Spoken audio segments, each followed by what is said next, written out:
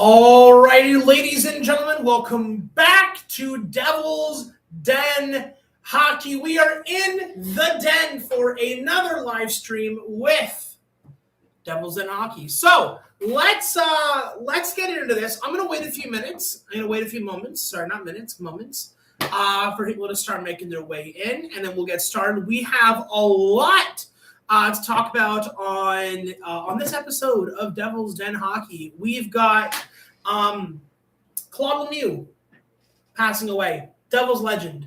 We've got where's the Montreal Canadiens gone?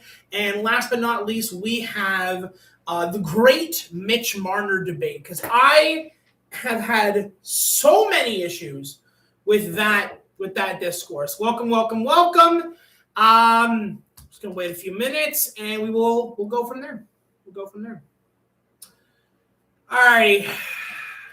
It's been a long week. But we get to hang out. We get to stream. Hey, Bobby, what's going on, buddy? How you doing? What is going on, Bobby? How are things going, bud? I saw your hypothetical. I'm going to have to sit and think about that because there's a lot of picks going a lot of different ways. So let's just jump into this. Because we have, like I said before, we've got three main topics I want to talk about tonight. First of all, Claude Lemieux. Want to talk about him, Devils legend. I want to talk about where has Montreal gone, because they've just disappeared in that series. And I want to talk about, I keep calling it this, but I'm going to keep calling it this. I want to talk about the great Mitch Marner debate, because this discourse has been pissing me the hell off, and I need my vent circle. I think Bork would be great for us, a better, younger Nason. Yeah, I mean, probably, most likely. Yeah, Richard, sad news. Agreed. So let's get that one out of the way, shall we? So we found out that, I shouldn't clap for this. We just found out that Claude Lemieux has unfortunately passed away. He ended his own life. It is incredibly sad news.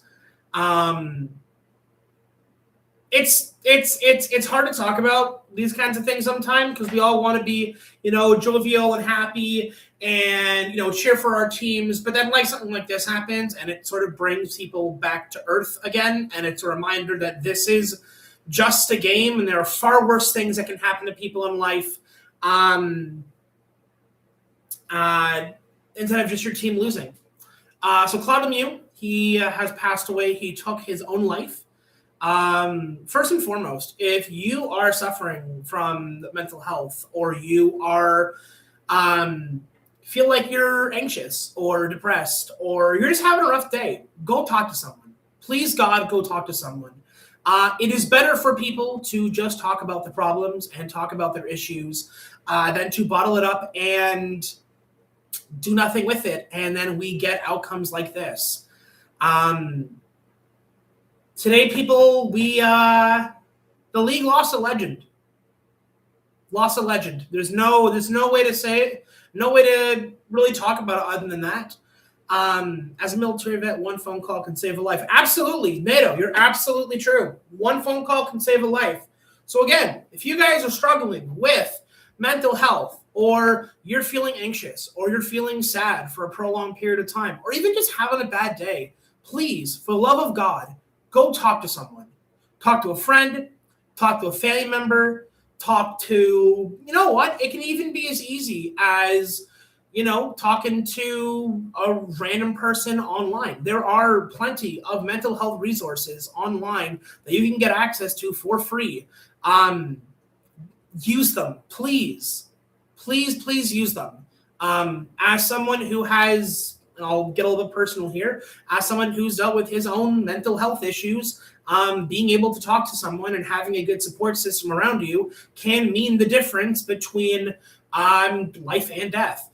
It can be the difference between not wanting to get out of bed in the morning and wanting to, go on with our lives. So please, if you're struggling, talk to someone, because having something like this, something like suicide that is totally preventable, if we just could take a step back and treat each other and talk to each other like other human beings. It is not difficult to reach out to another person and go, hey, are you okay? How are you doing? When you guys come in here and I ask, how are you guys doing? I mean it.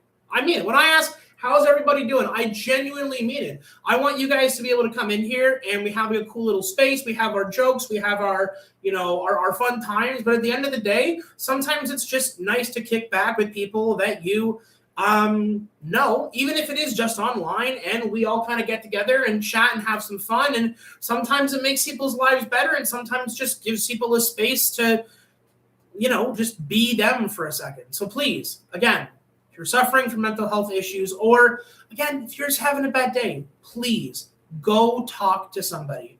Sometimes people need to vent. Absolutely, Nato, you're absolutely right. I'm very lucky. I have a very tight-knit group of friends who, if I'm having a rough day or if I need to vent or I need to yell and scream, they've always got the doors open, and I will always be, forever grateful to the people in my life that have definitely helped me with some tough stuff in the past. Just to move a little bit off of the sad stuff, can we just appreciate Claude Lemieux, not only as a player but as a fellow human being, as a person? I was too young to be able to watch Claude Lemieux in his prime. I was not around for the Stanley Cups that he won with Montreal and Colorado and the two with the Devils. So having a legend of the NHL, and from what I understand, generally a pretty good human being, no longer with us, and that's a tough one. Your videos always turn a shitty day into a better day. Just saying. Well, Bobby, thank you very much. You know what? Getting to talk to you guys during these streams or getting to interact with the comments that you guys leave, it always brightens my day. Always brightens my day, and I always love being able to come on here, talk with you guys, have a good one, and yeah, absolutely. So let's talk about some of Claude's accomplishments, because this guy, when I say legend in the NHL, I mean a legit legend, okay? In his career, first of all, fellow Canadian, all right? Claude Lemieux, fellow Canadian, all right? So already we're up 1 point for Claude Lemieux, all right? Already we're up 1 point for Claude Lemieux, who's a fellow Canadian, all right? In his career, he played, and I had to write this down because I didn't know that his stats were this wild, okay? In his career, he played just over 1,200 games. He had 379 goals, 407 assists for 786 points in his career, and he finished with a plus 14 plus minus. You know what? Great guy. But the thing about Lemieux, as I look back and I went through his career and all that kind of stuff, I didn't realize that he won 4 Stanley Cups. Like, I knew he won the 2 with the Devils. I knew he won the one with Montreal. I didn't realize he won a 4th one. So he won 4. He won 1 with Montreal. He won 2 with the Devils, including one of those cups. He won and then got the Conn Smythe. So MVP, went on an absolute scoring tear, and then gets traded over to Colorado and wins a Stanley Cup with Colorado. So, this guy is going from, I can't imagine the goaltenders that Claude Lemieux got to play in front of, okay? I mean, you go from Montreal, who has just a rich history of some of the greatest goaltenders of all time, to going to play for the Devils and playing for the greatest goaltender of all time in Martin Brodeur, and then going over to Colorado and potentially playing with Waugh. This guy had the creme de la creme of goaltenders behind him to make sure they won a Stanley Cup. But yeah, and he ended up winning a Conn Smythe in one of the years with the Devils. So again, we lost a good one. Not only a good guy, from what I have heard, and also a great hockey player, a great talent, a guy that, he gave it all. He gave it all for the teams he played for, and he comes away a legend. So, Yeah, I don't really have all that much more to talk about for Claude Lemieux. Hopefully he's in a better place. Rest in peace. Whole 9 yards. Whole 9 yards. But again, I know I've already said this a couple of times, but seriously, if you guys are having a bad day, reach out. Reach out. Talk to somebody. Talk to friends. Talk to family. Go do something. Go outside. Go for a walk. And sometimes it can be that easy as well. It's just getting out and doing something. It's hard. Believe me. As again, I've said, as someone who's had mental health issues in the past, just go out. Try to do something. Try to talk to somebody. I know it's not. I know it's hard. I know it's hard. But the alternative is worse. So we're going to move on. We're going to move on from the sad topic. As a Leafs fan, I am certainly not coping that after 1 year not on the Leafs, he's going to win a Stanley Cup. Yes. We're going to talk about, we're going to talk about that next. We're going to talk about that next because this isn't a topic that I have been losing my mind over for at least a good 2 weeks. If not, it was on the mind, after he left the Leafs and went to Vegas. But seeing this in the playoffs, we're going to have the great Marner debate. We're going to have the great Mitch Marner debate on this stream because I, for one, am tired. I am tired of the slander. I am tired of, quite frankly, the bullshit on social media. I am tired of the worst faith actors coming out and, in my opinion, slandering the good name of Mitch Marner. If you guys don't know, I've talked about it a little bit in the past. My mom, huge Leafs fan, has been a huge Leafs fan for well over 50 years at this point.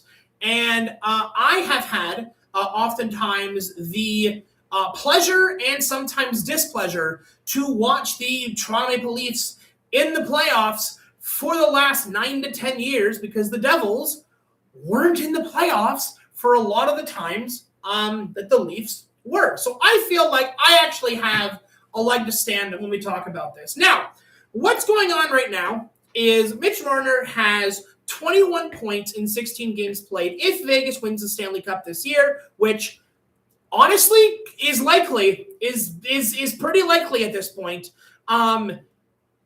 He may very well win the Conn Smythe, and he probably should win the Conn Smythe. And there's been a lot of talk online about, him not doing anything on the Leafs and, I don't know where this has been for 9 years. He's pulling all this out of his ass at Vegas, and where was this on Toronto? And I decided what I was going to do is I was going to look at the core four.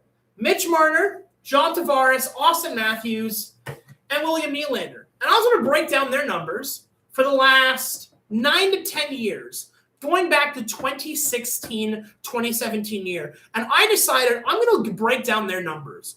I'm going to break down their number because a lot of people are saying, well, he didn't show up in the playoffs. That's why the team wasn't doing well, yada, yada, yada. And I thought, well, first of all, going into it, I thought this is a bunch of crap.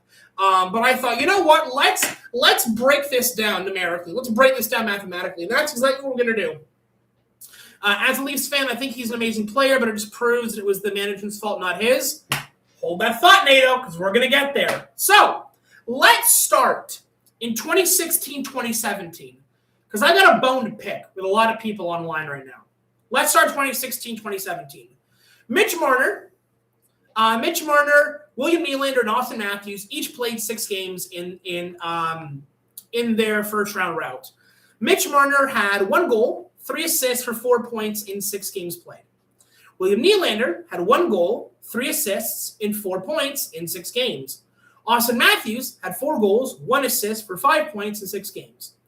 Each of these guys is almost a point-per-game player.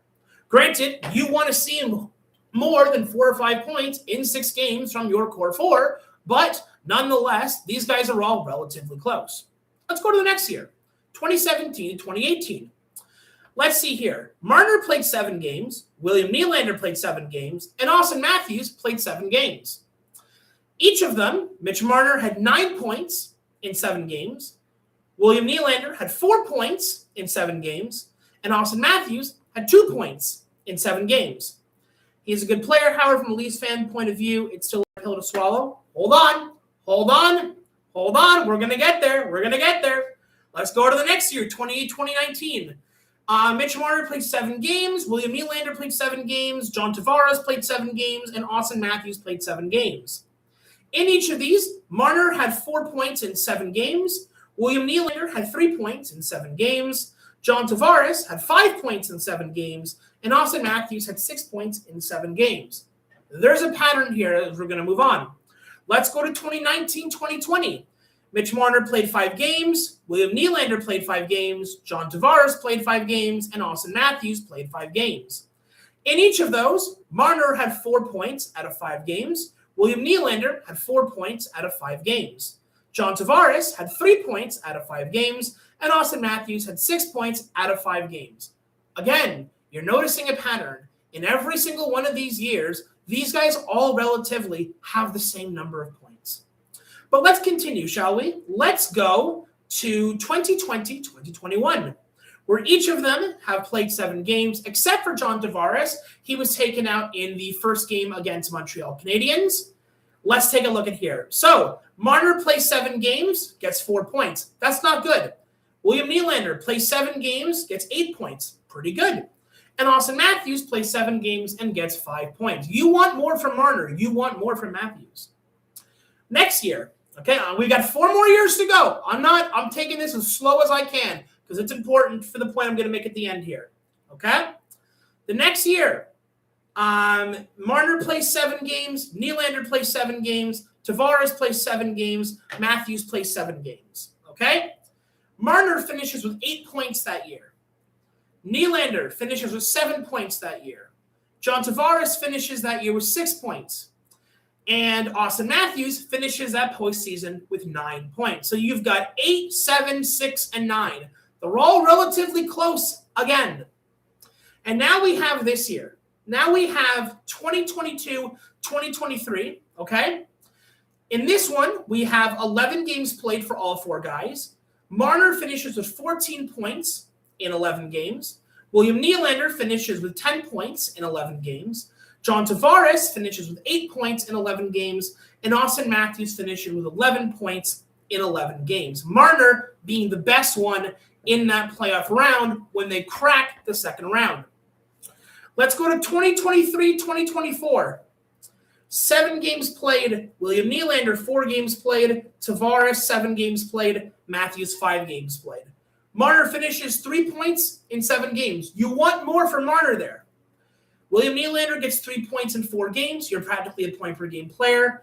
Tavares finishes with 2 points in 7 games, and Matthews finishes 4 points in 5 games. I promise I am almost done. I've got 1 more year, and I promise I will get to the point, okay? Just bear with me here. Last but not least, 2024-2025. This is the final year that Mitch Marner is on the Toronto Maple Leafs. And in that year, they play 13 games between the first and the second round. Marner finishes 13 points in 13 games. William Nylander finishes 15 points in 13 games. John Tavares finishes with 7 points in 13 games. And Matthews finishes with 11 points in 13 games. Now, what I decided was I was going to take all of their stats. I've got it all divvied up by 4. And I decided I'm going to go through all of their numbers, which I have just done. Whoops, other way. There we go. There we go. And I'm going to calculate. I'm going to do some math here. And I figured, let's take a look at their totals. Okay? Mitch Marner, who plays 70 games, finishes with 63 points. So here's nearly a point-per-game player in his tenure as a Toronto Maple Leaf. William Nylander finishes with 67 games played with 57 points. So he is down by 10. John Tavares plays 51 games and finishes with 28 games. So he's basically a point every other game. Not great. Austin Matthews finishes with 60 points in 68 games played. Now I decided, because looking at this, we have Mitch Marner in first with 63 points. Second, we have Austin Matthews with 60 points. In third, you have William Nylander with 57 points in 67 games. And John Tavares, who finishes with 28 points in 51 games. Now, ignoring John Tavares, because he's the outlier, plus he's hella a lot older than any of these guys, You have Marner. If you calculate their points per game, Marner finishes with a 0.9 points per game. William Nylander finishes with a 0.85 points per game. John Tavares finishes with a 0.55 points per game. And Austin Matthews finishes with a 0.88 points per game. In the 9 to 10 year span with the Toronto Maple Leafs, Mitch Marner finishes with the most points per game out of any of the core four. And I know what you're thinking. Really? You're really going to take it out to 0.02% or 0.02 points per game between Matthews and Marner? And you know what? I am going to do that. Because the narrative has been with Marner, ever since he's been successful with Vegas in the playoffs, is that Mitch Marner contributed absolutely nothing to the playoffs while he was on Toronto. I have just broken this down for you. Mathematically, numerically, objectively, that narrative is complete bullshit.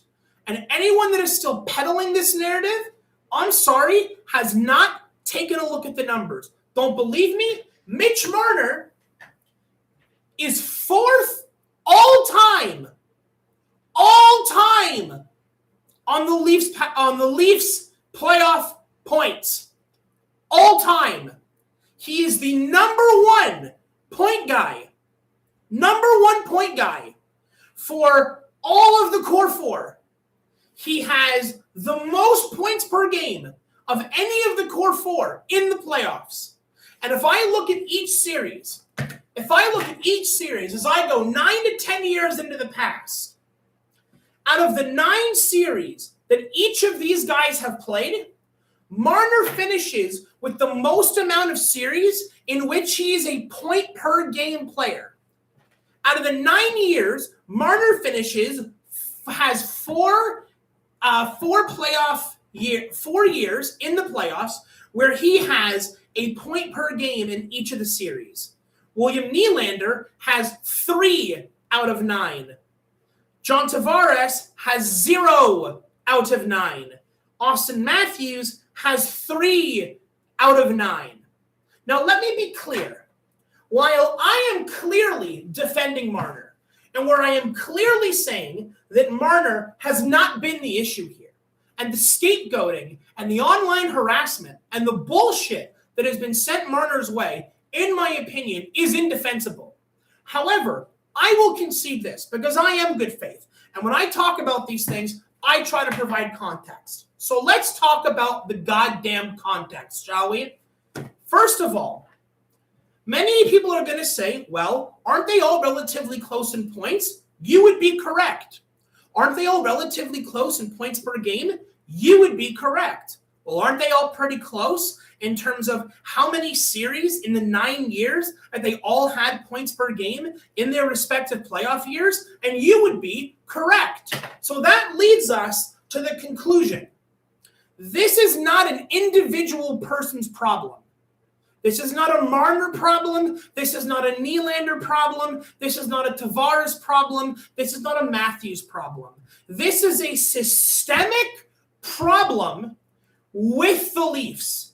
There is something deeply broken in that team, in that franchise, that they cannot, for the life of them, get their shit together. And I understand some people are going to be saying, why are you getting so worked up? Why are you getting so worked up over a team that you don't even cheer for? I have a problem and I get worked up when I see players in this league getting absolutely raked over the coals for things that aren't even their problem. And when we look at the objective numbers and how well they did, and it turns out that he's not only a significant contributor to the Leafs in the playoffs in terms of points, in terms of showing up, but he's in first place in nearly every single category except for goals scored.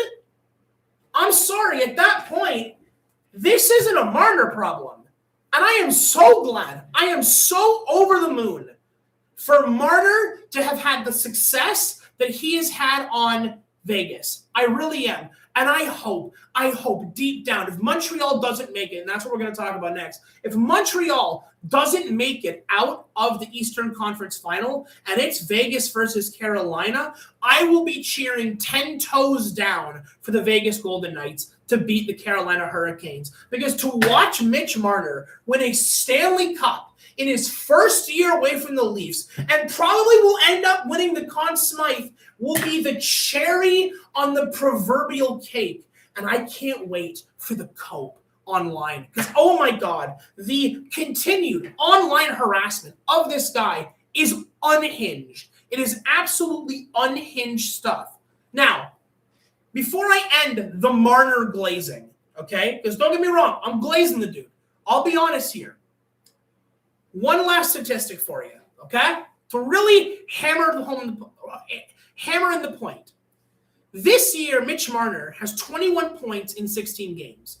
He's averaging about 1.3 points per game, meaning that he's only playing 0.4 points per game better than when he was on the Leafs. He's taking it to the next level. There's no doubt. But he's only kicking it up like one gear, okay?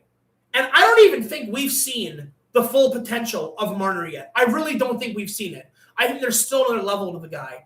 But he's playing better than when he was on the Leafs, but like it's not by much. It really isn't by much. So that's all I'm going to say on the Marner question.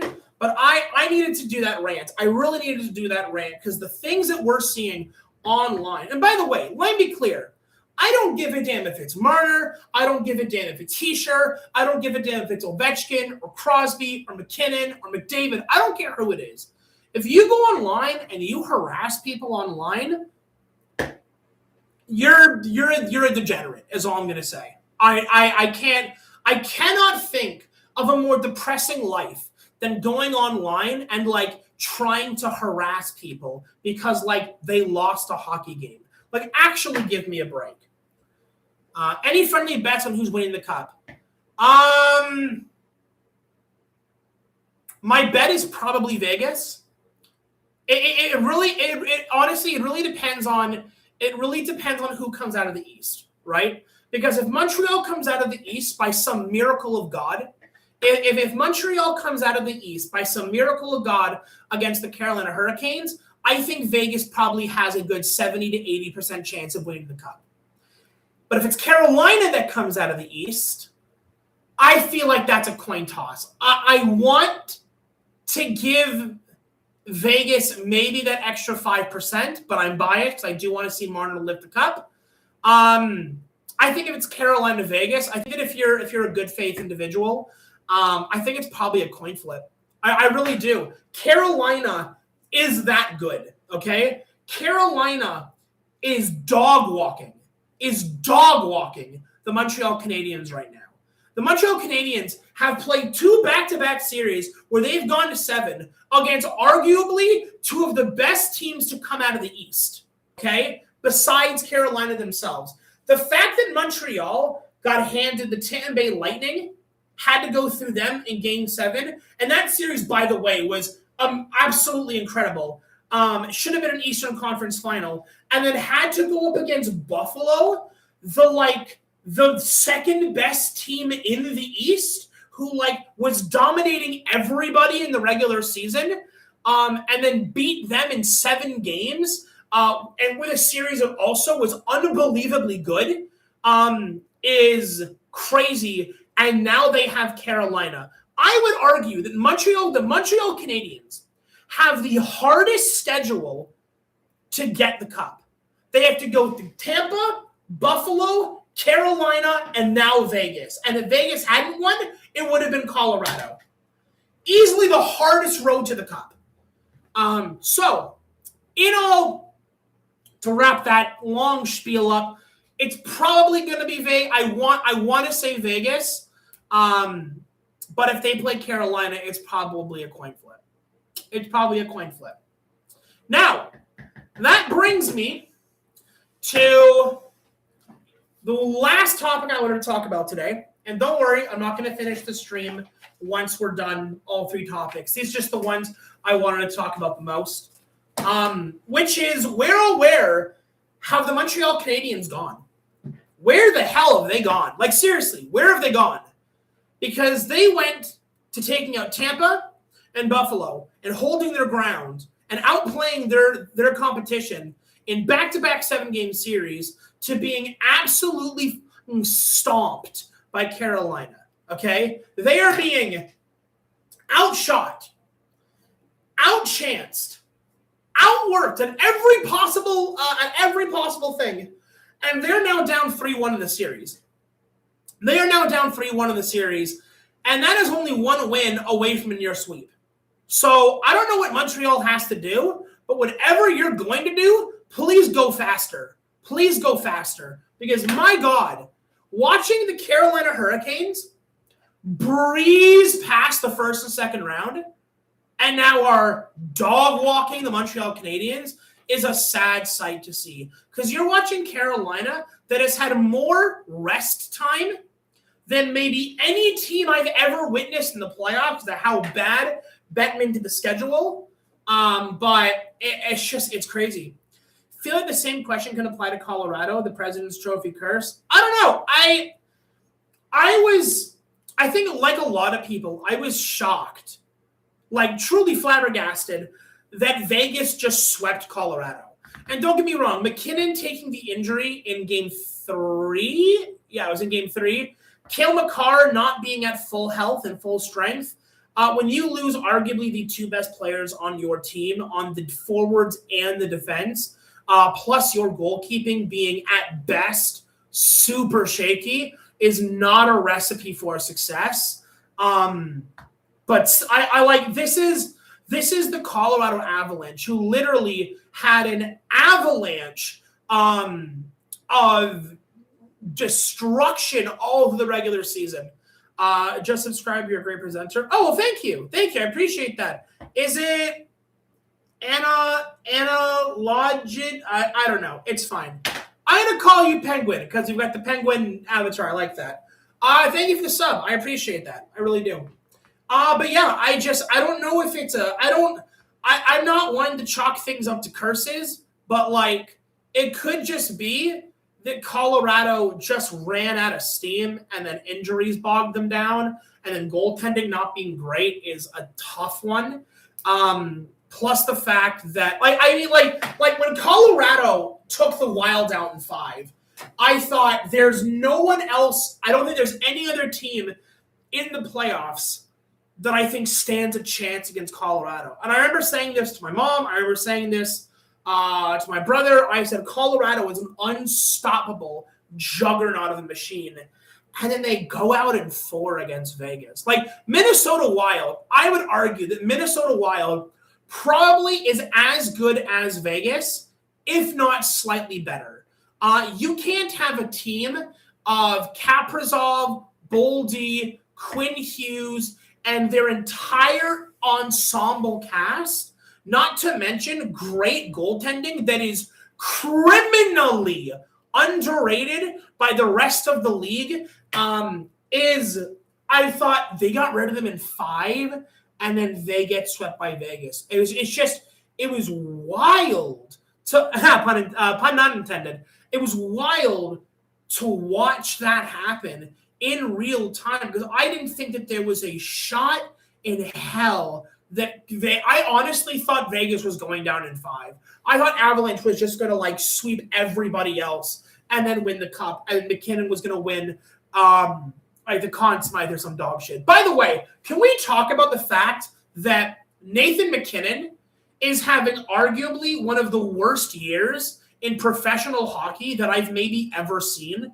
Dude makes it to the gold medal game in the Olympics for Team Canada, misses the largest empty net known to man, misses the net, potentially screws his team from the gold medal game, and then goes to the playoffs as the best team in the NHL makes it all the way to the Western Conference Final against Vegas, who's not as good as the Wild, in my personal opinion, and then gets swept and gets injured. Like, this guy, I don't blame him if he just goes home and then just doesn't go outside or doesn't leave his house for a good month or two after this happens. Because this guy is getting kicked in the balls all year. Like, it's been crazy. And if he doesn't win like a rash of awards at the NHL awards, like I can't imagine a worse year. Like, in totality. Like, sure, you win the President's Trophy, but nobody cares if you win the President's Trophy, but then, like, don't make it to the Cup final. Nobody gives a damn. Nobody remembers the President's Trophy winners. They only care about who won the Stanley Cup, because that's the goal. That's the goal at the end of the day. Running it back to Montreal here. So I feel like I got a little sidetracked with the President's Trophy question. I feel terribly for Dobis, the Montreal Canadiens goaltender, who is getting reamed out in terms of shots and goals. In the last game alone, in game, what was it, game four? Game four. In game four, okay, Dobis had faced 45 shots and more. 45 shots and more, and allowed 4. And if you go back and you watch those goals, Dobis is not to blame. Dobis isn't to blame on like almost any of them. Maybe one goal he's kind of to blame for, but like the Montreal Canadiens are falling apart at the seams. And you know what? They're still a relatively young team that is new to deep playoff runs. And again, having to play 14 games, while the Carolina Hurricanes have had to play 9 and then had like a week and a half rest in between series. Like, it's crushing to watch the Montreal Canadiens go down this way. It's crazy. I always feel bad for the goalies during an elimination loss, the amount of pressure on one guy. Yeah, it's crazy. And believe me, as someone who played goaltender, okay, it wasn't for hockey, but it was for soccer, I can tell you this right now, if you're a goaltender, you are blaming yourself for literally every single goal that goes in, even if it isn't your fault, okay? There's an expression that me and my mom have, that if you're playing goalie, okay, if you are playing goaltender, that is a role that is 80% psychological and 20% your actual performance. Because you can have a game where you are playing absolutely balls to the walls amazing, but like you still feel like a piece of shit if one goal goes in. And there's definitely been times where, like, I've had that happen, where I'll be in net and I'll face like 30 shots a game and one goal will go in, and I think I'm the worst goaltender like that's ever been seen. You definitely get a good amount of imposter syndrome when you play goalie, where like you are criticized and you criticize yourself more than anybody else. And unfortunately, I feel like a lot of the times goalies get a bad rap. Goalies get shit on when it's not their fault, when the team in front of them just doesn't want to help you, doesn't want to stand in front of you and do their jobs. Again, it reminds me of the Toronto Maple Leafs for years. Everyone remembers the Boston Bruins coming back from, 3 or 4-0, and then winning in 5-4 in overtime, and the entire Leafs team fell apart in front of James Reimer. Or how about when Frederik Andersen, for years, played outside his mind, was posting like 940, 950 save percentages for the Leafs day in and day out, and yet his team couldn't have given less of a shit in front of him. Or Dobis, who is now facing 45 to 50 shots a game, and he's doing everything he can, still coming out with over 900 save percentages, but his team is falling apart in front of him, and no one's there to help him. They just leave him out to dry, and it sucks. It sucks to see when goalies, unfortunately, they get a bad rap. I really do. I know everyone loves to shit on the goaltenders, and don't get me wrong. I've been one of those people who have shit on goaltenders. I try to make sure it's their fault when I do so, but it's a tough position to play. It really is. It really is. Oh, I have been talking for 40 minutes, and it feels like it's been 5 minutes. Jesus. All righty. How have you guys been? How has your guys' week been? Because mine has been long as all hell get out.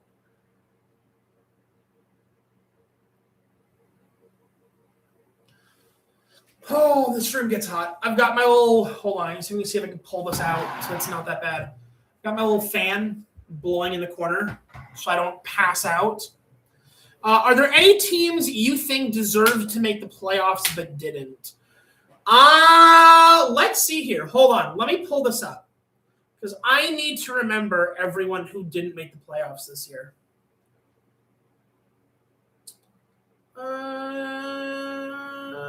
Let's just. This is not going to help me. Hold on. 2025, 2026 NHL standings. Oh, here's one. The Islanders. Right off the bat, I have to think about this.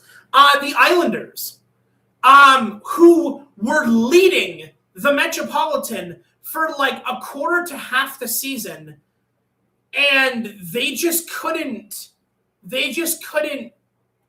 finish. They just couldn't finish. They couldn't do it.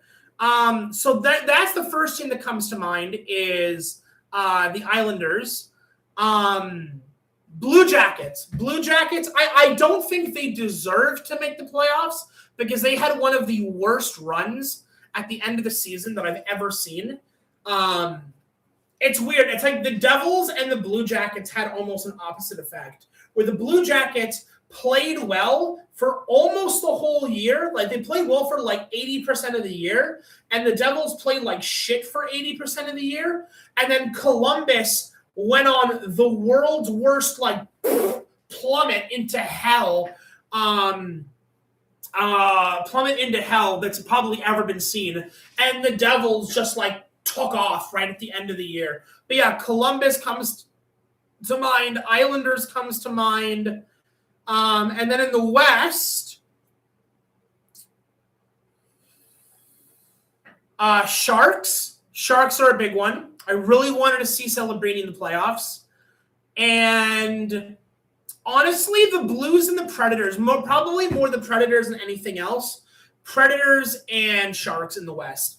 The Predators, I feel like, are on that bubble. Of like, we're going to be in the playoffs for a long time coming. And I'm pretty sure the Sharks have like the second over. Hold on. Let me double check just to make sure I'm not talking out of my ass here.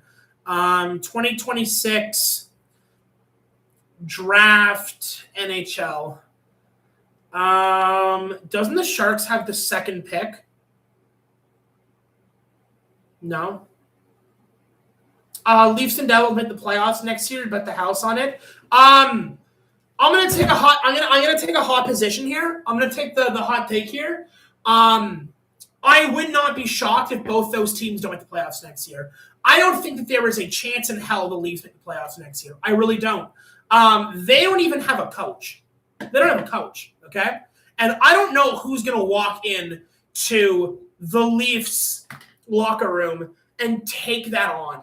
I think there is something deeply, deeply broken in that system, and I don't think a new coach is going to solve it. They fired Keefe, they brought in Berube, and it did nothing. In fact, they did worse. They scapegoated Marner, they got rid of Marner, they got rid of Keefe, they did what they had to do, and they're gone.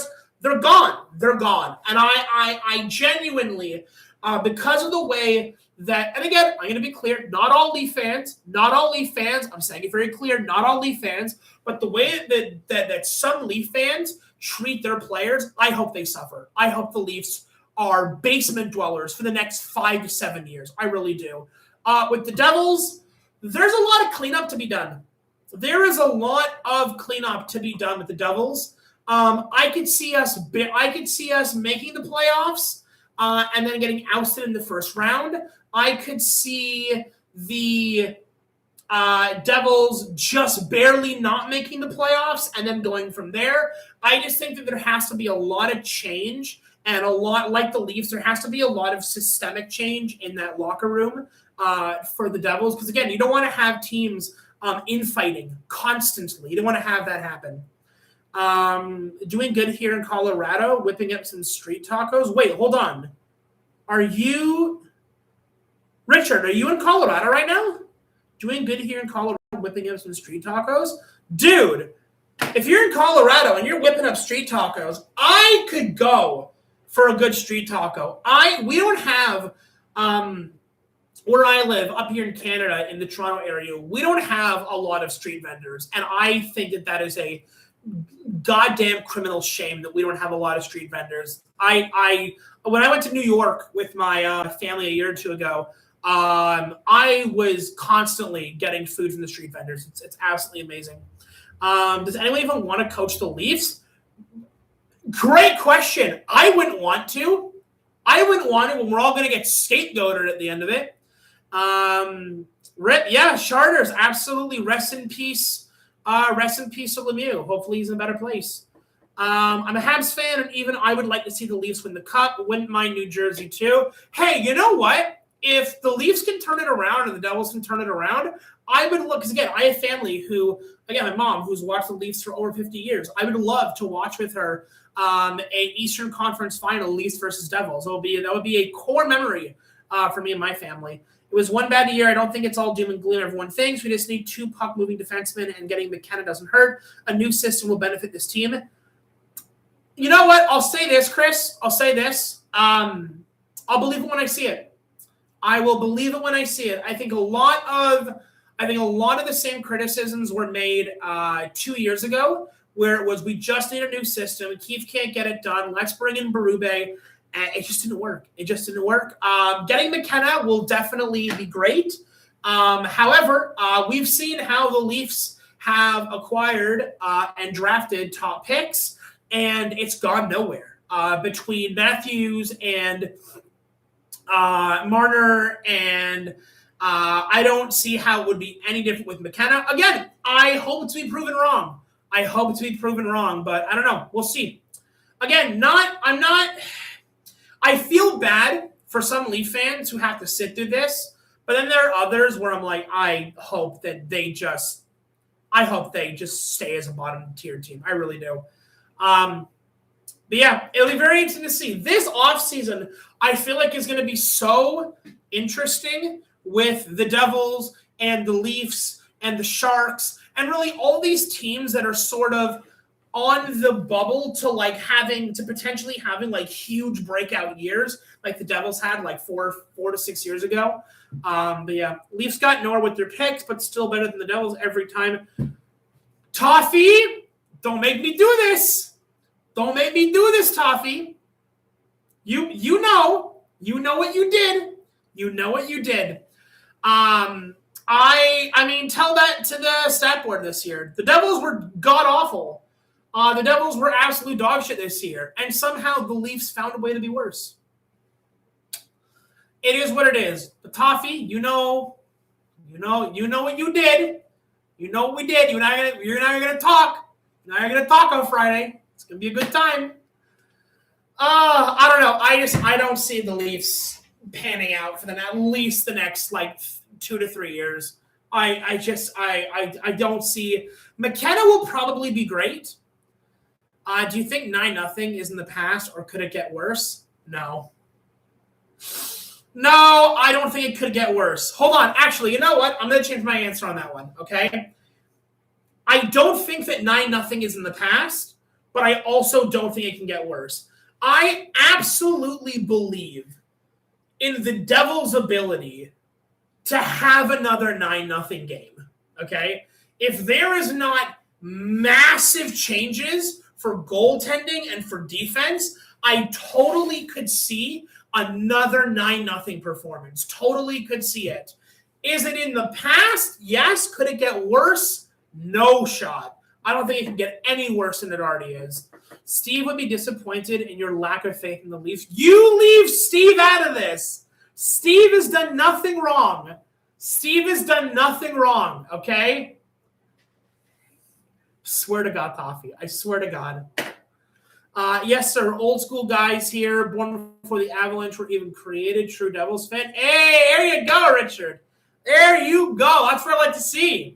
That's what I like to see. Damn, so you've been around a while then. You've been around a while. So you've seen some stuff. You have seen some stuff, sir. Hot take, Claude is the greatest Devils of all time. There's an argument for that, sir. There is a legitimate argument for that. 2 Stanley Cups, 1 Conn Smythe win. He ends up having 4 cups in his entire career. More cups than anyone on the Devils, including Martin Brodeur. So there's that. Not my personal pick for top Devil of all time. Again, I didn't get to watch a whole lot of Claude Lemieux. But over the last several years, I've tried to watch some of those old games. But yeah, I think there's definitely an argument for Claude Lemieux to be in that conversation. Absolutely. Do you think it's bittersweet that your 9-0 video is your most popular video? I don't think it's bittersweet. Looking back at that 9-0 video, I still to this day think it was absolutely hysterical, while also simultaneously mind-numbingly rage. Let me post a link. If you guys haven't seen the 9-0 video, go check that out. I'm going to pull it up and post it in the chat here in a second as my thing constantly. Where's the video? Videos. I need to go to playlists because it's going to be in our. Hold on here. I can do this.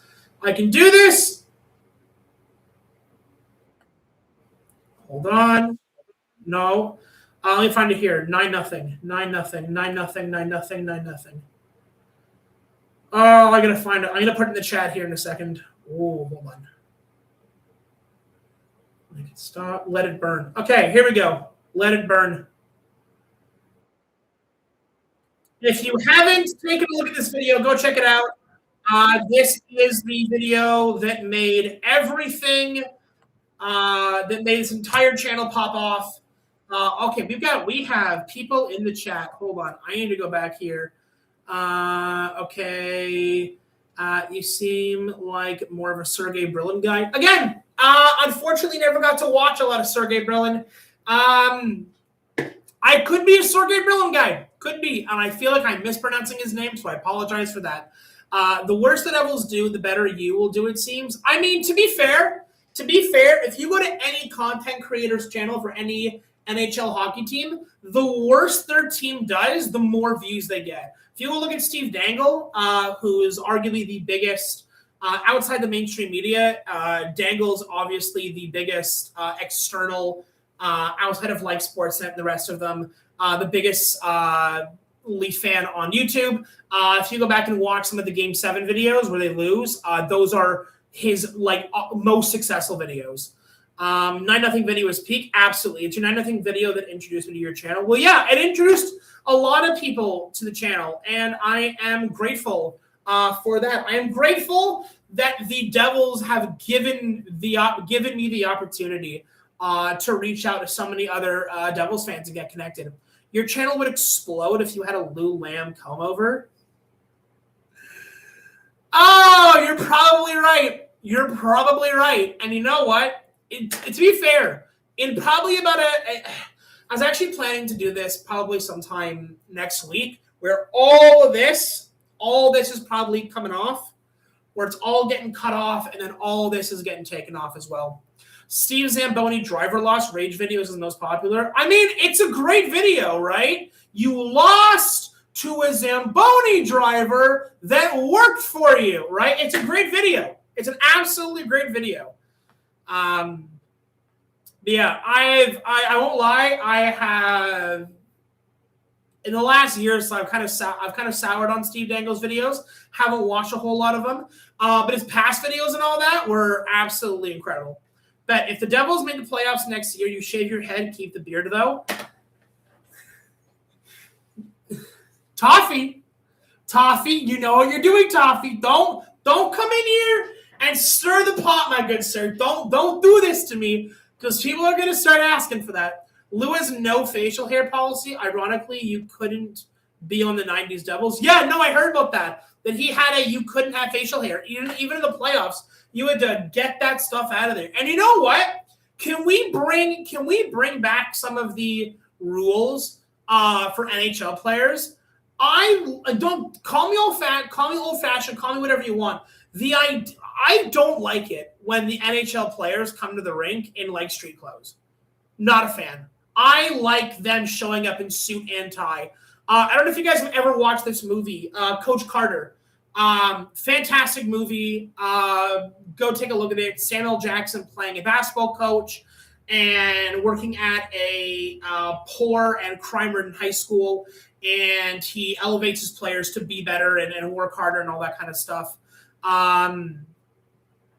And one of the things he does is he expects his players to come coming in and wearing a tie. Also, the film Remember the Titans, one of my favorite films of all time. Go check that out. Denzel Washington coaches one of the first mixed schools in the United States post-segregation, and basically tells his players that he wants him showing up in suit and tie. If you don't got a tie, borrow one from your old man. If you don't have an old man, find a bum, trade him for his. One of the best scenes I've ever watched in a film. It's absolutely great.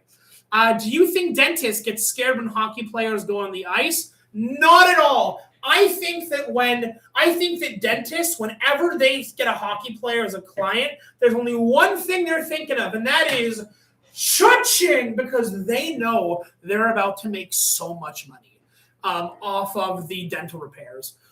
You are getting paid millions, at least dress like it when you go to work, you know? Yeah, like, I do. Like, I think that if you're going to be a public-facing job and you are going to be, like, basically a role model to everybody else, I feel like you should dress the part. You know what I mean? Like, if I was getting paid, like, $11 million and I had, like, little kids looking up to me, I'd be like, no, like, I think there's a certain level of, like, dress I think that you should match. I mean, I know the jobs that I have, one of the jobs that I have, we're expected to wear business casual. And so I have a black pair of, like, kind of pseudo dress pants, and then usually, like, a polo shirt. So it's kind of business casual, but yeah.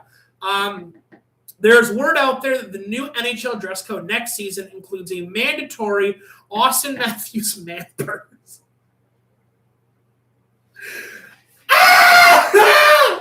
Oh, God, please.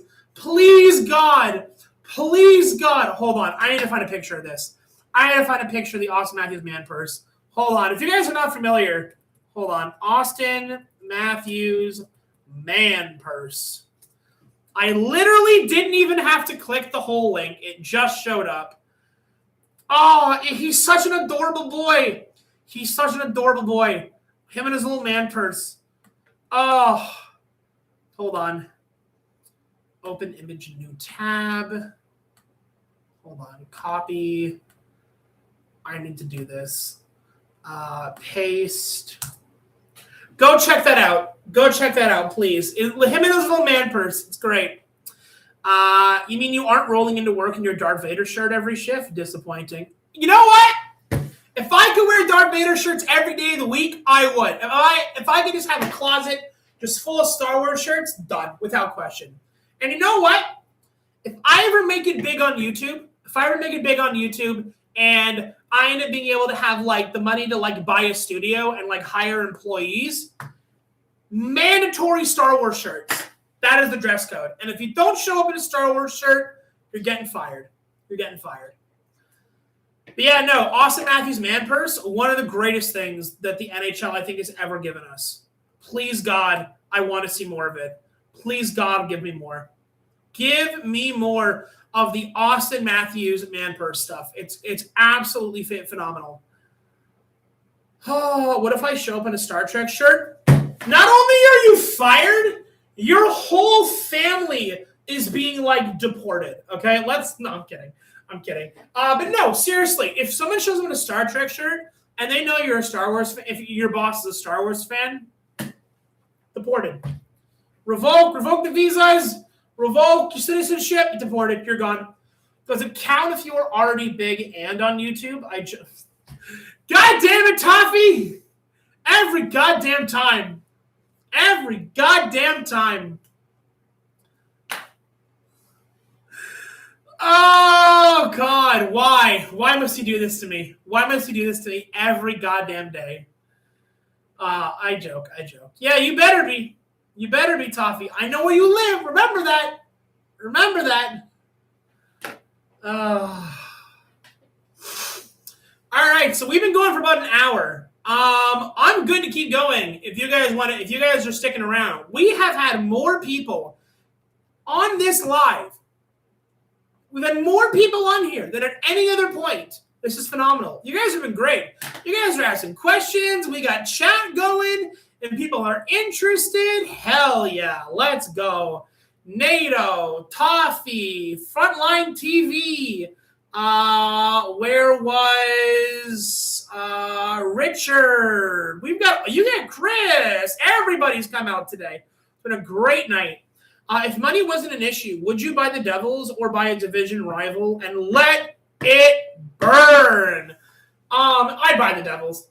If I had the money to buy the Devils, dude, if I had the money to buy the Devils and I sat by and watched the last year happen, I would be marching in and being like, I am buying this entire team because clearly y'all are asleep at the wheel. Let the roast continue. You're damn straight. And you will need to roast me for quite a bit because, large individual. Who do you think wins between Jack Hughes and Quinn in a one-on-one showdown? Shit. This is the question of the unstoppable force meets the immovable object, right? You have arguably one of the best forwards, underrated maybe, in the Eastern Conference against arguably one of the best defensemen in the entire league. I'm going to go with Quinn on this one. I think I'm going to go with Quinn. I'm going to go on Quinn. I think that Quinn could probably block his brother. I really do. I think that would go. What would be your top 5 changes you would make if you had full executive control of the Devils? First and foremost, I mean a showdown for best hair. Dear God. Sir, are you trying to... Okay, hold on. I need to go look. I don't pay attention to these kind of things, but we're going to go look this up. I got to stop. Hold on. Google Jack Hughes hair. Okay, so Jack's kind of got that flow going on. When he pushes it back, but it kind of flops. It's funny because Jack's hair is kind of like a little.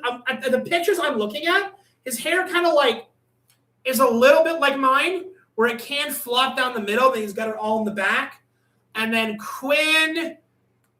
Let's take a look at Quinn. Quinn Hughes hair.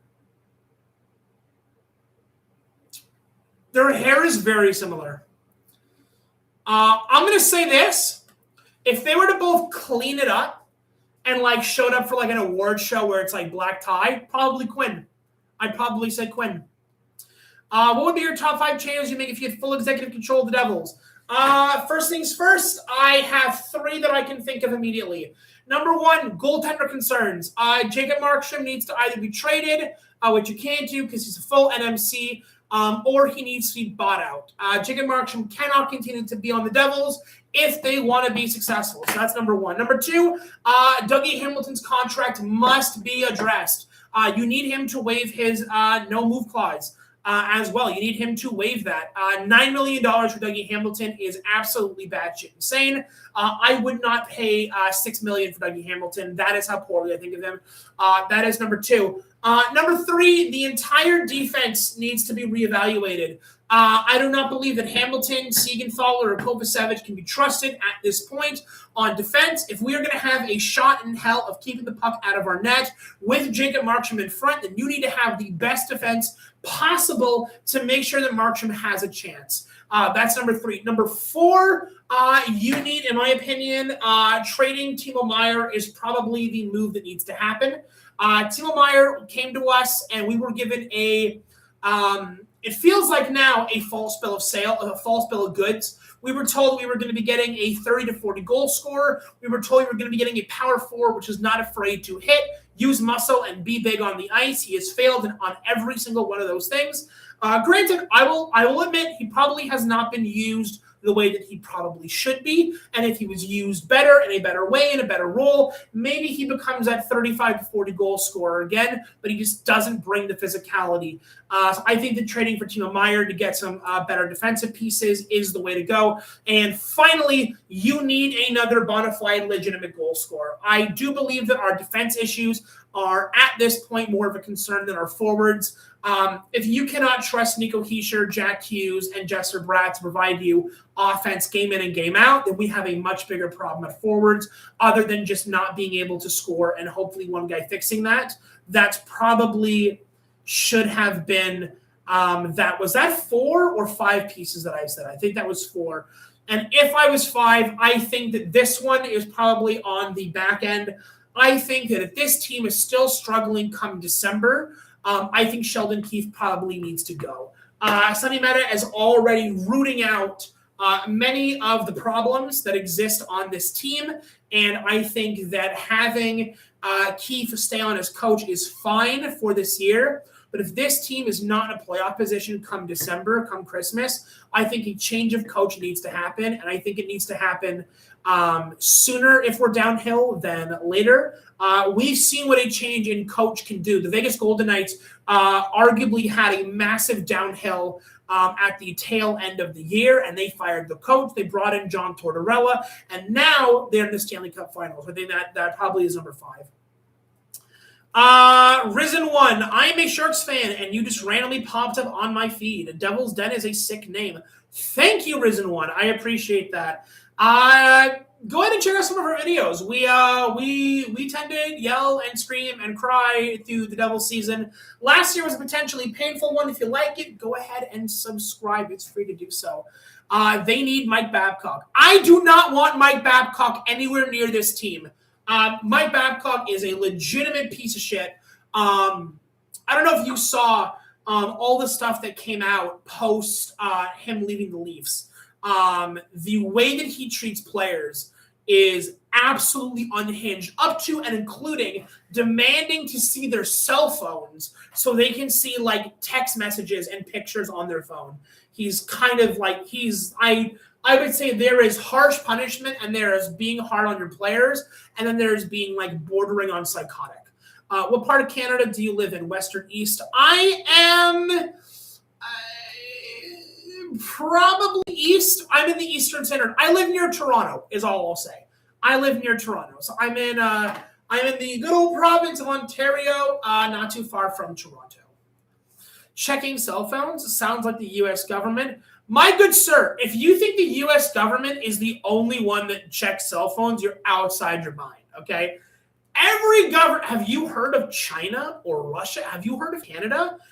Every country at this point, post 9/11, literally checks cell phones, okay? But yes, I agree. The U.S. government right now, kind of unhinged. I think it's fair to give Keefe one more shot considering the roster injuries last year, but he's definitely on the hot seat. How are you feeling about Meta? As of right now, I like Meta. Again, it is way too early to have any conclusive takes on Meta. I do like his background. I do like that he is an analytical guy. I've never been one personally for analytics, but I think having someone that can actually break down what the problems are in some sort of objective way is pretty cool. I like the changes that he's making already. I like the fact that when he came over, one of the first things he did was talk to Nico Hischier and sat down with the players ahead of time and said, look, things did not go well for you guys this year. Let's talk about it. Let's see what we can do. Did the old Devils coach get moved to another team, or is he just gone from the NHL? No. Lindy Ruff was actually the coach of the Buffalo Sabres, who made it to the second round of the playoffs and were defeated by the Montreal Canadiens. So Lindy Ruff, he's still in the NHL. He's just on Buffalo now. Yeah, I gotta slow down. I gotta slow down when I talk. I gotta slow the hell down.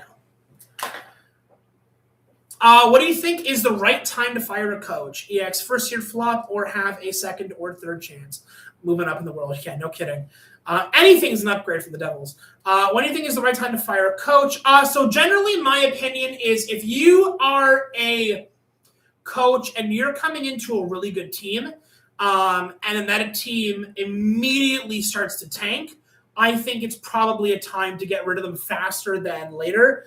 If you're a coach that's coming into a team that is not doing well, not making the playoffs, near the bottom of the Eastern Conference like the Devils, I think that you probably give them 2 to 3 years and then you go from there.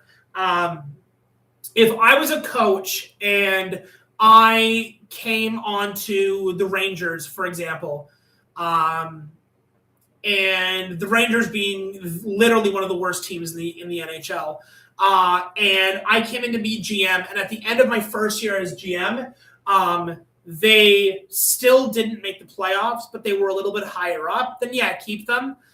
Second year, if they make the playoffs or just fall short, I think you keep them. And then that third year, if you don't see a difference by that third year, you got to fire that coach. You got to fire that coach. You got to move on because things are not moving in the right direction. But again, if you have a coach that has a successful team and is coaching a successful team, and all of a sudden they bottom out for no reason, you got to get rid of them as soon as possible. And I think Vegas did the right thing with Bruce Cassidy. I don't like how they've treated him post-firing, but I think if you've got a team that is really, really good and has a lot of potential and they're shitting the bed, I think it's time to go. I think you got to get rid of that as fast as possible. You do not want that to sit and fester over the years. Brad Treliving for GM. Sir, how'd that go for the Leafs? How'd that go for the Leafs? Because it didn't go too well. I personally think firing Dubas was a mistake, but what do I know? I'm just a loudmouth YouTuber. Oh, Christ. Also, I had a question for you guys. Because I was thinking about this. Actually, you guys actually got me thinking about this.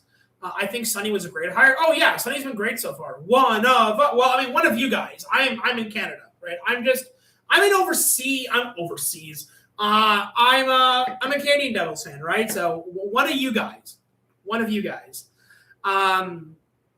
I genuinely don't know where the Islanders go at this point.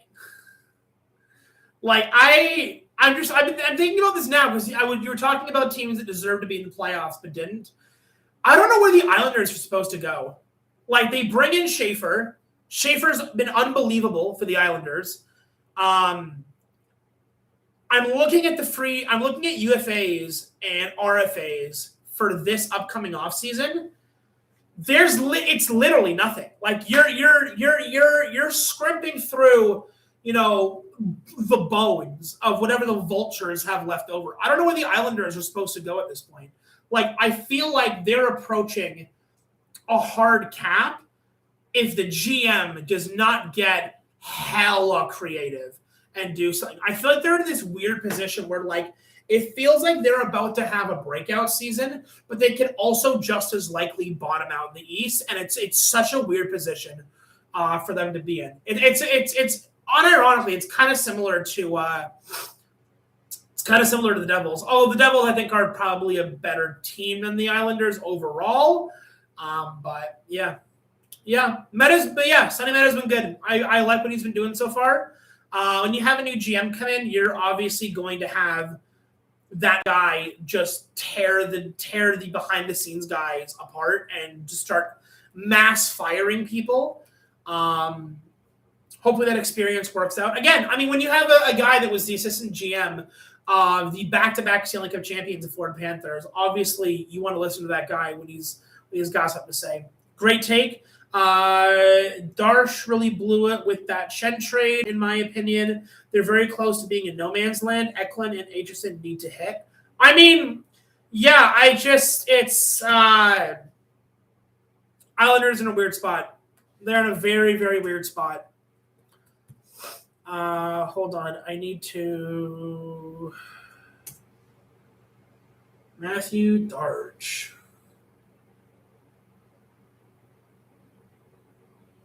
Yeah, I don't know. I feel like the Islanders have got to shake something up. At least they're not Seattle. True. Seattle. You want to talk about teams that are in absolute purgatory?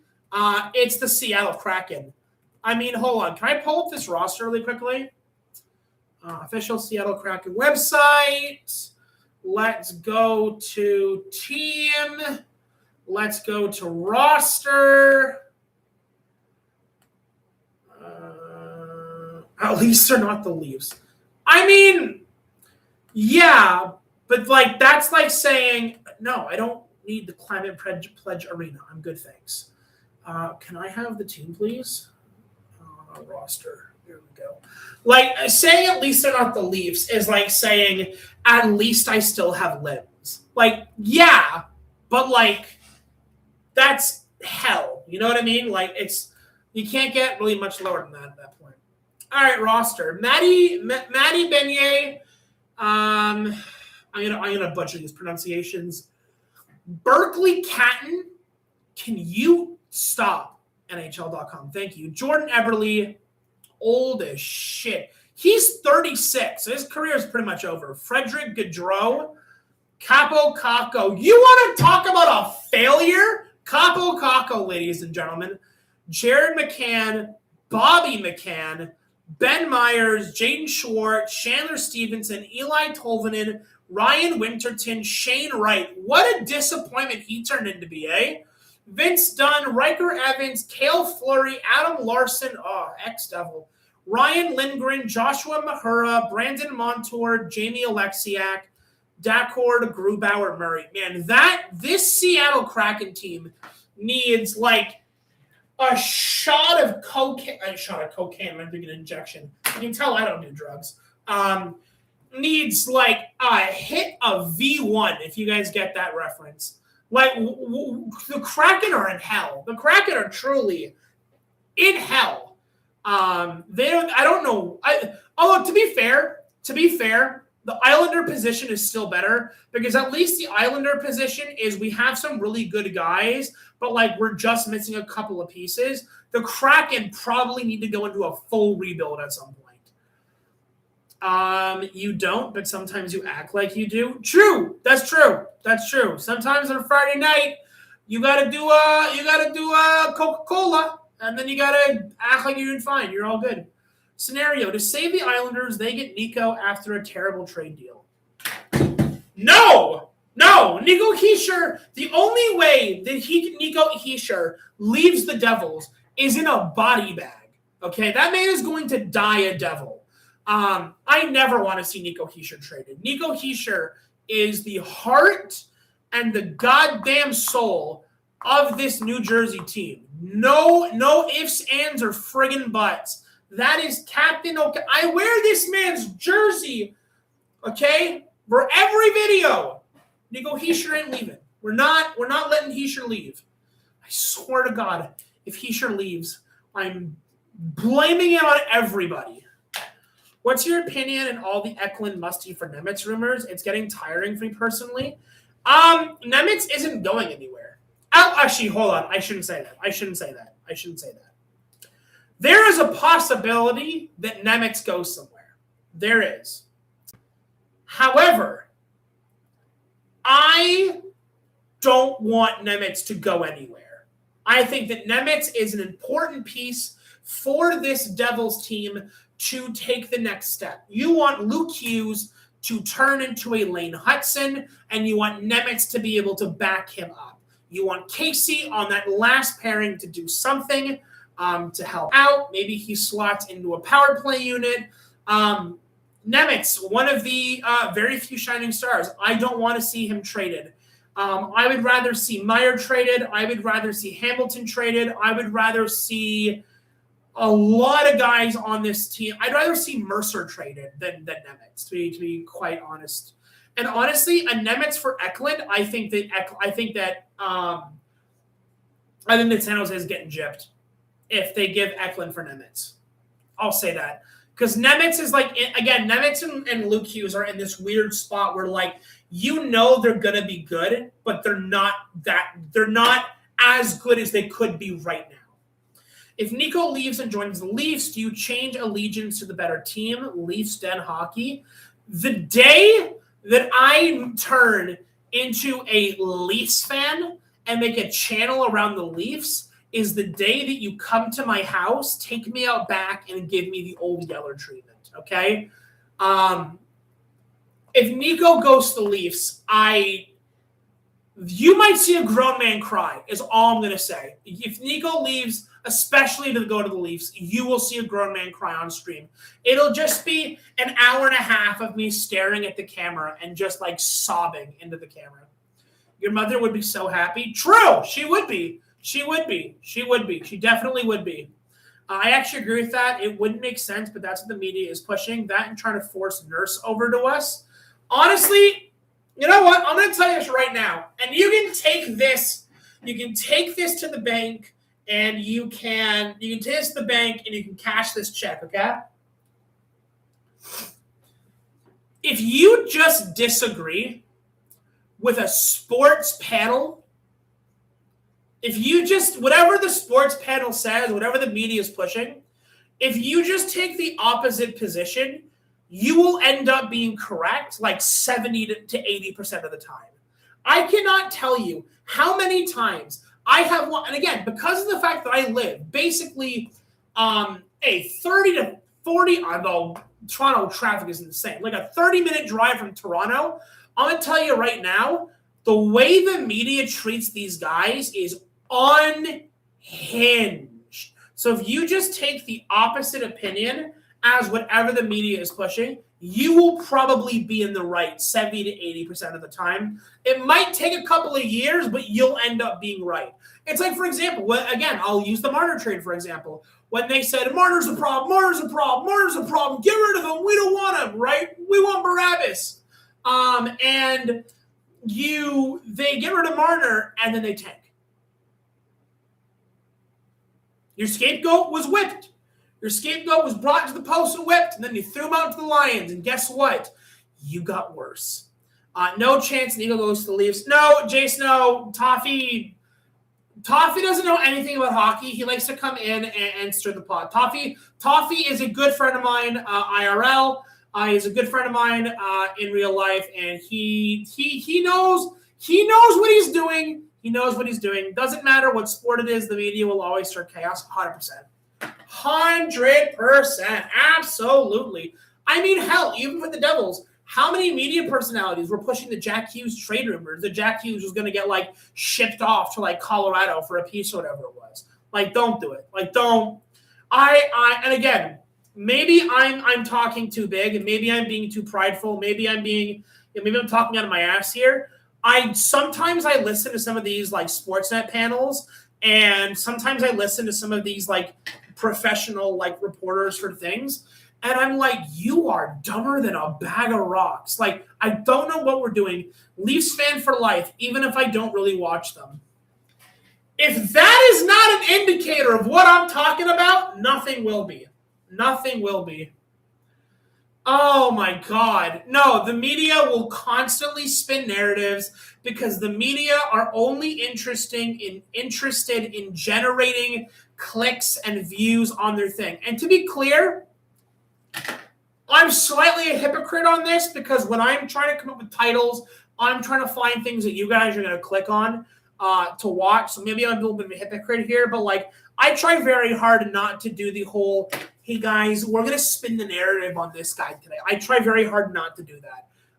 But yeah, not a fan. Sometimes these sports guys, I feel like are dumber than a bag of rocks. And you know what? Some of them have been probably hit too many times in the head.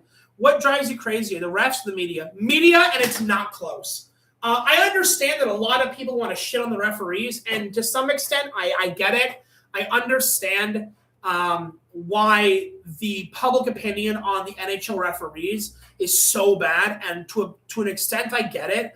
The problem with me is not that the referees are bad. It's that the NHL writes these rules in the most general and vague wording possible so that when it's actually put into practice, there's never any consistency on calls. For example, right? let's take goaltender interference, right?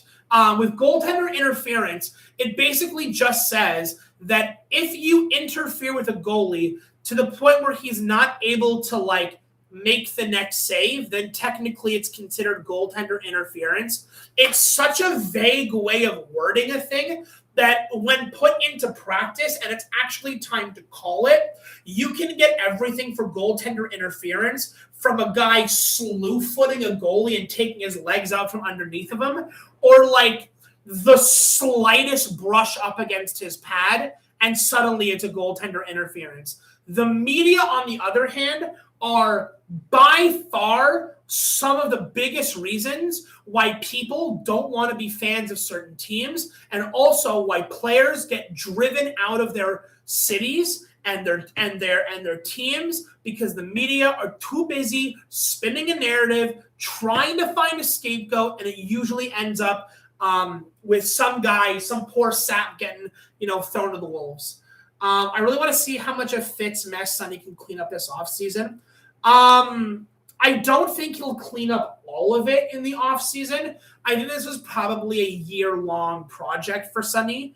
I think he's putting his best foot forward. He's already doing pretty well in that he's cleaning up the behind-the-scenes guys and then going from there. Unfortunately, because of the fact that Fitz put so many no-move clauses and so many no-trade clauses in there, that it's really hard for him to make, for Sonny, to make like really substantive moves that are going to improve the team over a short period of time. I feel like I feel like the next two off seasons are going to be the big reason as to why, or as to how we see sort of the Sonny Meta project sort of come into it. I think it's going to take a couple of years to get this team to be a real contender. No, I agree. I don't think that we're anywhere near a legit cup run for at least another 2 or 3 years. I think you have to let a lot of these contracts expire and then reevaluate the weight and the worth of a lot of these guys. And please, the one thing that Sonny Meta could do that would make me a Sonny Meta lifer is please stop handing out no move clauses and trade protection clauses like Halloween candy on Halloween night. Please stop giving them out like candy, because the biggest reason that we could not make moves to improve this team this year is, one, Tom Fitzgerald was lazy and couldn't get shit done, and two, even if he had wanted to get things done and even if he was up every other GM's ass, he couldn't move it because we were locked into all these contracts with no ability to move them. That and the fact that he had to go hat in hand to a lot of these players to beg them to move, to waive their no move clauses, to waive their no trade clauses. Bro, I'm sorry. If I'm a guy making $9 million a year and I can't be moved and my family doesn't have to pack up, why, for the love of God, should I ever leave? Don't stop giving out these contracts constantly. I don't care if you want to give these guys long-term contracts, but stop giving them these no-move clauses and these trade protections, because every time it screws you over. What's worse, Nico getting traded or Fitz returning? Nico getting traded. Nico getting traded. Oh, shit, actually. I want to say Nico getting traded. Yeah, I'm going to say Nico getting traded. Because if Fitz comes back, at least he sure stays on the team. The team never succeeds, but at least he's there. But if Nico goes off, I genuinely do believe this team gets worse. How does Kovacevic get a no-trade clause? You tell me. My guess, it was probably the thing that Kovacevic wanted. He didn't do well in Montreal. He came over. He didn't want to keep having to be moved. So instead, he asked for the trade protection so that he wouldn't have to make another move. These guys, these NHL players, these guys that come in to fill a hole that aren't really used all that often, but like they're there to like fill in for an injury. They want these trade protections because they don't want to have to keep uprooting their family. And I understand that, or even just uprooting themselves.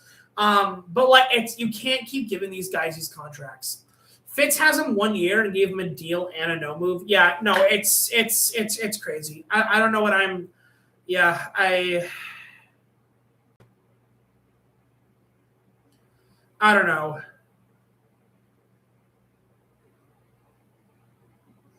I don't know, guys. It's Fitz made a lot of really stupid decisions that I feel like he felt he had to do it.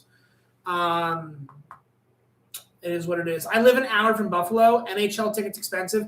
I don't know what the Buffalo ticket situation is like. I know what the Toronto Maple Leaf ticket prices are. You will probably need to sell a kidney to afford the Toronto Maple Leaf prices.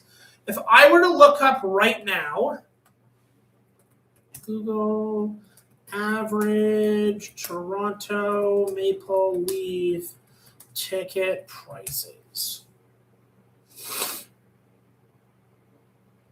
So the average Toronto Maple Leaf tickets are, quote, the most expensive in the NHL, with overall average regular season prices ranging between 250 Canadian dollars and 360 Canadian dollars. That's 180 USD and 260 USD. The cheapest get-in prices for upper-level seats usually start around 95 Canadian to $150 Canadian for less popular weekday matchups. The Leaf tickets are unhinged. Look up how much a Knicks finals ticket is. It's probably going to be ridiculous. Hold on. How much is it? Hold on. How much is a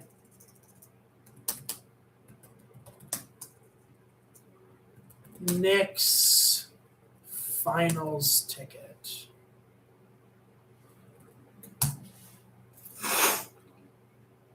NBA. Let's do SeatGeek. Let's do SeatGeek here. Let's see what we've got here.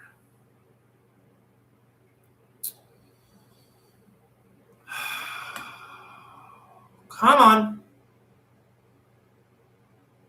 Come on, computer. Work with me here. Oklahoma. Find tickets.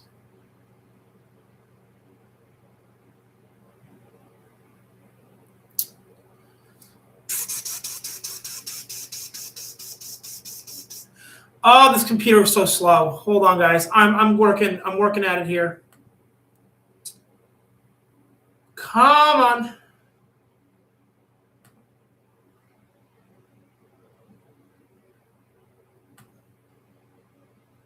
Can I just get the ticket price, please?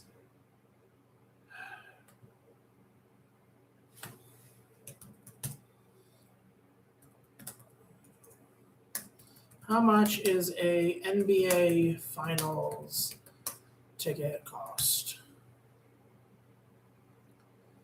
Holy shit! NBA Finals tickets currently cost anywhere from $2,500 to $150,000 per seats, depending on the game's seat location. Holy shit! Nosebleed seats go for about $2,800 to $3,500 each. Lower bowl and VIP, $10,000 to $30,000 each. Courtside seats are between $60,000 to $150,000 plus. That is outlandish. Who's got the money for this? Who's got the? I'm sorry. I understand. Look. How is that not? How are these games not empty? How are these games not empty? There's no way real people are going to these games, right? It's all millionaires. It's all people that are making like $500,000 to $1 million a year. There's no shot.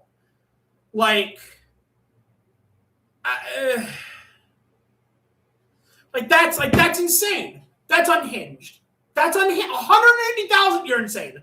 You got to be a celebrity or a millionaire to sit in the court, bro. You've got to be a guy making at least $200,000 to $300,000 for nosebleeds because you're still paying like that's unhinged. That's crazy. Like I understand the courtside tickets are always going to have celebrities. I understand that, right? Those are going to be expensive, even if it's not the finals. But that is for nosebleed tickets to be thousands of dollars. That's incredible. That's incredible. That's unhinged. That's unhinged behavior. Random question: how's Canadian Tim Hortons? A dying brand with literally nowhere to go. To be fair, I don't usually go to Tim Hortons because I don't drink coffee. So I'm not a big Tim Hortons guy. But our Tim Hortons is going down the drain. It's a dying brand. That's a separate conversation for a separate time. But our Tim Hortons is not what it used to be. Definitely not what it used to be. Hell, I think our Tim Hortons was getting so bad that there was a conversation that Canada might be getting a Dunkin' Donuts to come over the border into Canada because they realized now is the time to start competing with Tim Hortons. Imagine paying $3,000 to watch SGA flop all based. They're actually building more Tim Hortons where I live. Oh, shit. Nice. Wait, hold on. There's Tim Hortons in the States? Hold on. Can someone verify that for me? There's Tim Hortons in the States? I thought that was only in Canada. I thought we were the only ones that had Tim Hortons.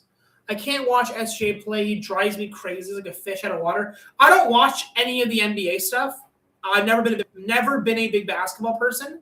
But I have seen some of the flopping, and these guys would not last 30 seconds on the ice.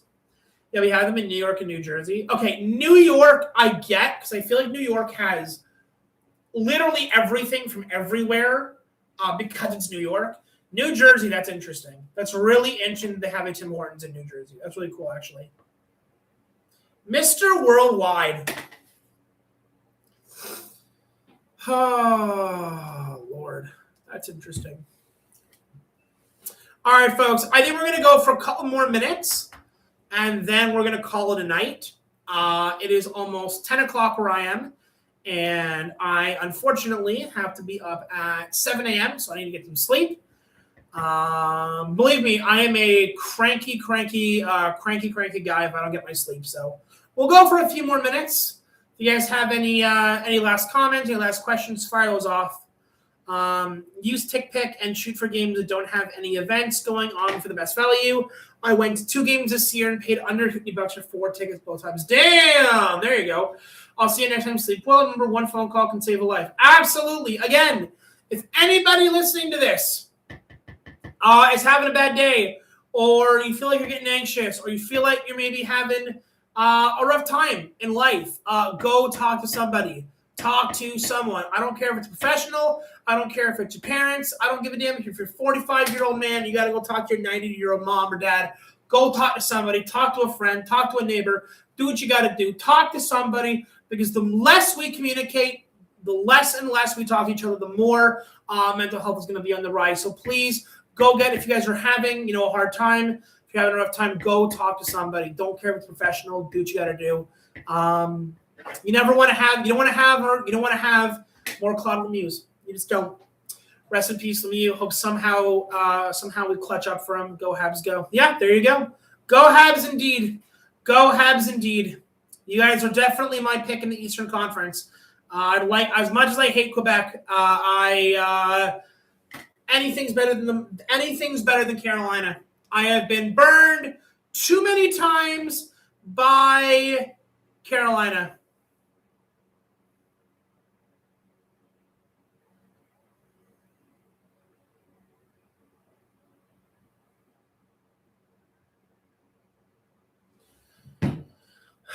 Alrighty, guys.